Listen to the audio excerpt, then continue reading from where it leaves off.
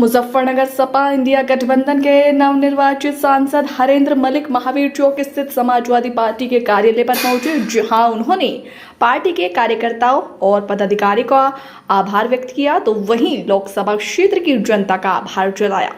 इसी दौरान समाजवादी पार्टी के कार्यकर्ताओं और पदाधिकारियों को फूल माला पहनाकर सम्मानित किया गया। नवनिर्वाचित सांसद हरेंद्र मलिक ने मीडिया से बात करते हुए कहा कि सभी के सांसद हैं और कोई किसी भी दल का कार्यकर्ता हो, सबके काम करूंगा।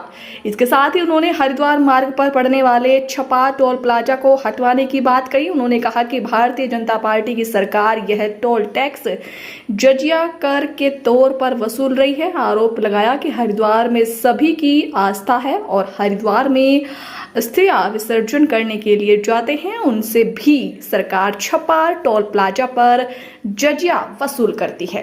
मुजफ्फरनगर के सम्मानित मतदाताओं को, जिन्होंने शांतिपूर्वक चुनाव में भाग लिया, चाहे किसी दल को वोट दिया हो, उन सबका हृदय की गहराई से आभार, उन्हें नमन। और जिनका आशीर्वाद मिला है उन्हें आश्वस्त करना चाहूँगा कि मैं उनके विश्वास पर खरा उतरने का प्रयास करूँगा।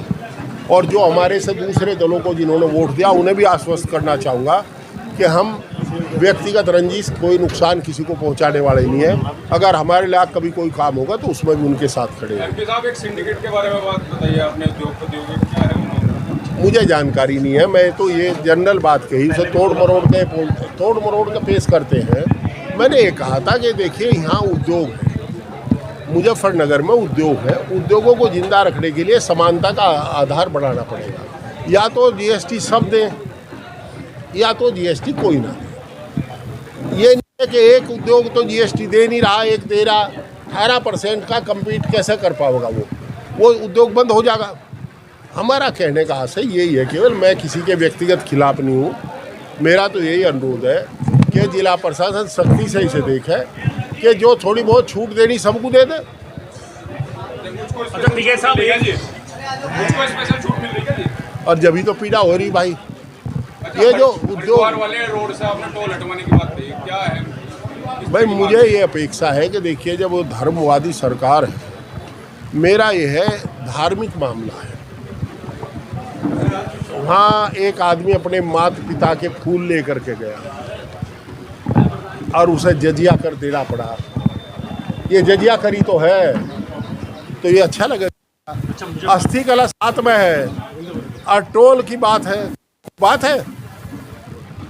आप अस्थि कलश पर भी टोल लेंगे? चलिए, अगर आम नागरिक को आपने जो गंगा स्नान के लिए जाते हैं या जो अस्थि कलश लेके जाते हैं, उन्हें छूट कर दीजिए। एमपी साहब, एक गांव में आपके भी टोल है जगह, तो शुरुआत क्या आप वहाँ से करेंगे?